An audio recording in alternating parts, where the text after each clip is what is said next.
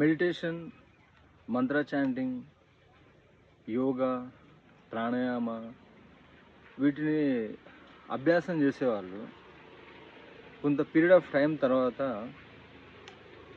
వాళ్ళు piece of mind అనేది experience చేస్తారు. థాట్స్ అనేటివి క్లమ్జీ ఉంటాయి కదా, అవన్నీ కొద్ది కొద్దిగా తగ్గిపోతూ ఉంటాయి. ముఖ్యంగా మెడిటేషన్ అండ్ మంత్ర చాంటింగ్ చేసే వాళ్ళు ఈ థాట్స్ యొక్క వేవ్స్ అనేటివి చాలా తొందరగా తగ్గిపోవడానికి ఛాన్స్ ఉంటుంది. మనం ఫిజిక్స్లో చదువుతాం కదా, ఏదైనా సరే ఒక యాక్షన్ చేయాలంటే దానికి కొంత ఎనర్జీ అనేది అవసరం అవుతుంది. ఎనర్జీ అనేది ఖర్చు అవుతున్నప్పుడు అక్కడ యాక్టివిటీ అనేది ఫంక్షనింగ్ అవుతుంటుంది. ఇప్పుడు మనం త్రూ బాడీతో చేసేది ఏదైనా సరే అది యాక్టివిటీయే, దానికి ఎనర్జీ లాస్ ఉంటుంది. అదేవిధంగా మైండ్తో చేసే థింకింగ్, మనం తినేటువంటి ఫుడ్లో ఎక్కువ శాతం బ్రెయిన్ కన్జంప్షన్ చేస్తుంటుంది.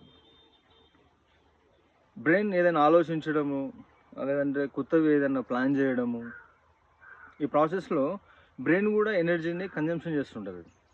ఆ ప్రాసెస్లో మనము థింకింగ్ అనేది కూడా ఒక వర్కే, యాక్షన్ కిందనే చూడాలి మనం.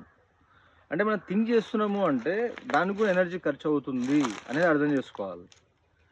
ఆ థింకింగ్ అనేది కన్సిస్టెంట్గా through out day and night ఉంటే మన ఎనర్జీ అనేది చాలా వరకు డిశ్చార్జ్ అయిపోతుంది.